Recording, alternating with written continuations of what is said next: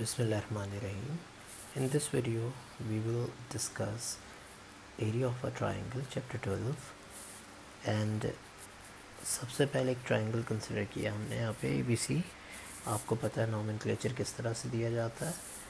अब किसी भी ट्राइंगल के एरिया डेल्टा वो किस तरह से निकलता है वो लिख लेते हैं हम. जो बेसिक फार्मूला हम लोगों ने शुरू से पढ़ा हुआ है, मैं कहूँगा कि एरिया डेल्टा, लेकिन area delta half base into altitude होता है. तो सबसे पहली बात मुझे यहाँ पे एल्टीट्यूड चाहिए. एल्टीट्यूड निकालने के लिए मुझे वर्टेक्स ए से साइड ए BC पर परपेंडिकुलर गिराना होगा एट पॉइंट E 90 डिग्री पर. तो आइए काम करते. ए से हमने बिल्कुल सीधी सीधी लाइन ड्रॉप की, जो कि परपेंडिकुलरली ड्रॉप की हमने ए से वर्टिकली ड्रॉप किया और इस पॉइंट को हमने नाम दे दिया लेट्स से पॉइंट T का. और ध्यान रहे इस बात का कि ये एंगल 90 डिग्री है हमारे पास.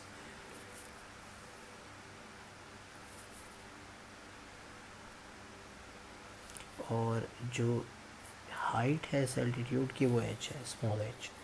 तो ये कंस्ट्रक्शन हमने की जो ग्रीन से मैंने शो कर दिया. वर्डिंग लिख देता हूँ मैं यहाँ पे. हमारे पास एल्टीट्यूड ड्रॉप करने के बाद एक राइट एंगल ट्रायंगल आया जिसको मैंने अलग से कंसिडर कर लिया. ABC गिवन था, लेकिन H मैंने खुद कंस्ट्रक्ट किया है, लिहाजा H को यहाँ पे फाइंड आउट करना ज़रूरी है. आए H की वैल्यू मालूम करते हैं. आपको पता है कि जो भी साइड एंगल के सामने होती है वो होती है परपेंडिकुलर. गैमा के सामने 90 के सामने होती है हाइपोटेन्यूज, और जो बच जाए वो बेस. यहाँ पर H निकालनी है और B पता है मुझे, यानी हाइपोटेन्यूज पता है. तो मैं लगाऊंगा यहाँ पे साइन. सिंस साइन थीटा के फॉर्मूले का रेफरेंस दे देते हैं perpendicular upon hypotenuse, which implies that अगर मैं साइन का एंगल लिखूँ गैमा तो परपेंडिकुलर है H और हाइपोटेन्यूज है B. सो H की वैल्यू यहाँ से हमारे पास आ रही है B साइन गैमा, और ये वैल्यू हमारे काम आएगी क्योंकि एरिया ऑफ अ ट्राइंगल का फार्मूला होता है बेस इनटू एल्टीट्यूड. एल्टीट्यूड वो परपेंडिकुलर जो आपने ड्रॉप किया और जिस साइड पर ड्रॉप किया वो बेस है.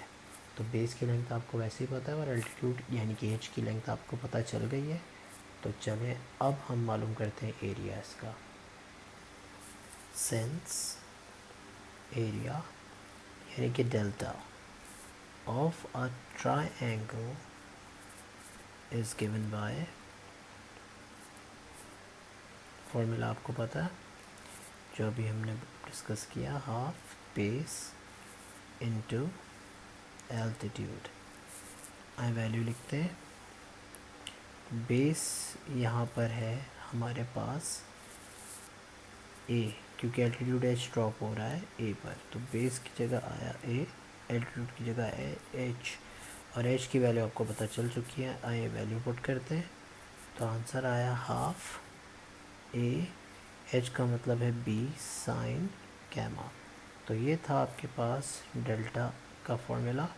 और अगर ये एल्टीट्यूड आपने A से ड्रॉप ना किया होता बल्कि ये आपने B से ड्रॉप किया होता या C से ड्रॉप किया होता तो आपके पास बाकी दोनों फॉर्मूले भी आ जाते, यानी half BC sine alpha, half CA sine gamma, half CA sine beta.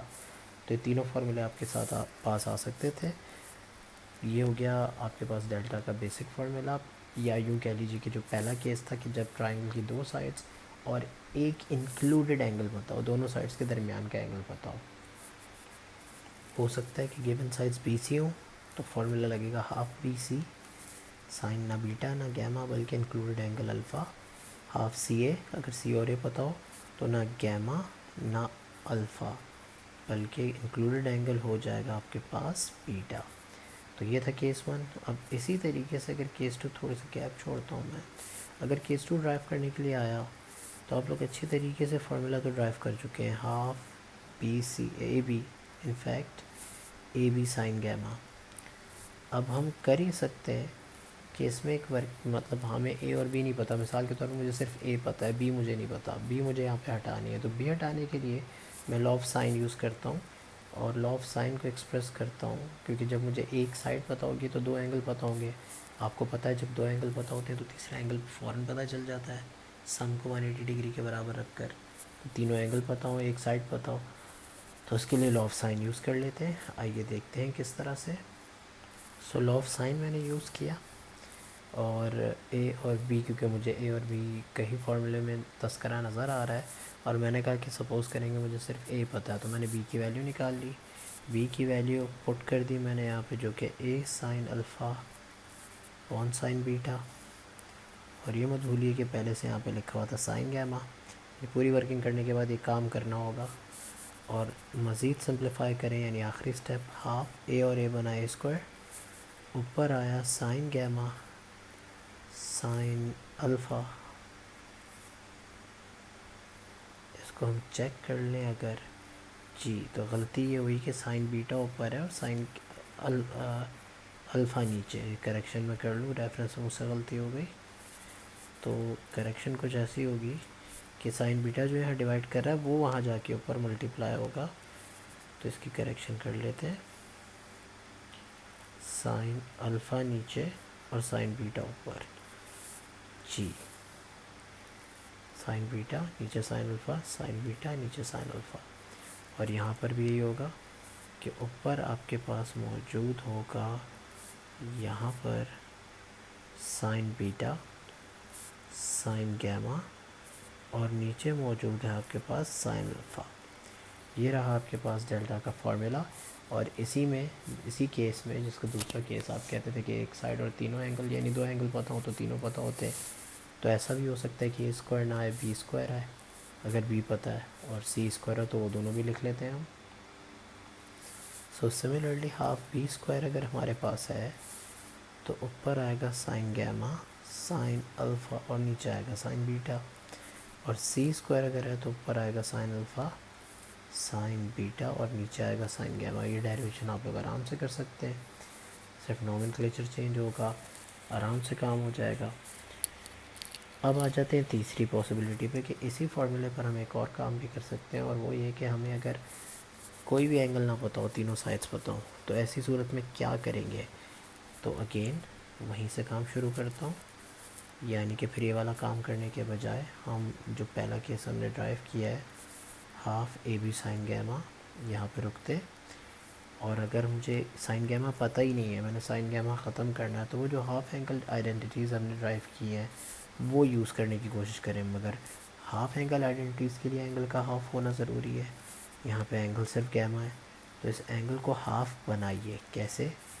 2 से डिवाइड और 2 से मल्टीप्लाई करवा के। तो ये एंगल हाफ हो गया, लेकिन हाफ होने के साथ साथ उससे पहले ये डबल हुआ। तो आए रेफरेंस देते हैं साइन के डबल एंगल के फॉर्मूले का, को अच्छे तरीके से पता है।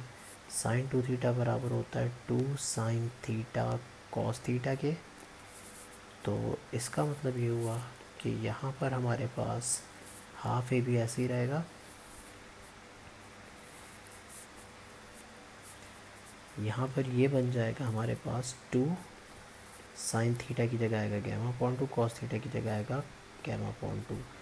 2 से ये वाला 2 हो जाएगा cancel. Sine gamma upon 2 cos gamma upon 2 के फार्मूले का रेफरेंस दीजिए। फार्मूले का रेफरेंस दिया, वैल्यू पुट की, दोनों को एक ही स्क्वायर रूट के अंदर लिख के मल्टीप्लाई किया। न्यूमिनेटर से न्यूमिनेटर, डिनोमिनेटर से डिनोमिनेटर मल्टीप्लाई हुआ। ए बी 2 दफ़ा था तो बाहर आ गया, और बाहर वाले ए बी से नीचे वाला ए बी हो गया कैंसिल। सो डेल्टा का फॉर्मूला, जिसको हीरोज़ फार्मूला भी कहते हैं, वो हमारे पास बचा अंडर रूट एस माइनस ए, एस माइनस बी और एस माइनस सी। सो ये एरिया ऑफ अ ट्राइंगल का हमारे पास सिलसिला। आपके पास पहला केस था जब दो साइड, बेसिकली पहला केस आपको तीनों के लिए ड्राइव करना पड़े, मतलब जो भी डेरिवेशन है, अगर है ही सिर्फ पहली तो इतना काम करना है आपने। अगर दूसरा केस है तो ये काम करने के बाद आपको ये वाला काम भी करना है, और अगर तीसरा केस है तो यहाँ तक का काम, पहले केस तक का काम करने के बाद आपको फिर यहाँ से लेके यहाँ तक का काम करना है हीरोज़ फार्मूले के लिए।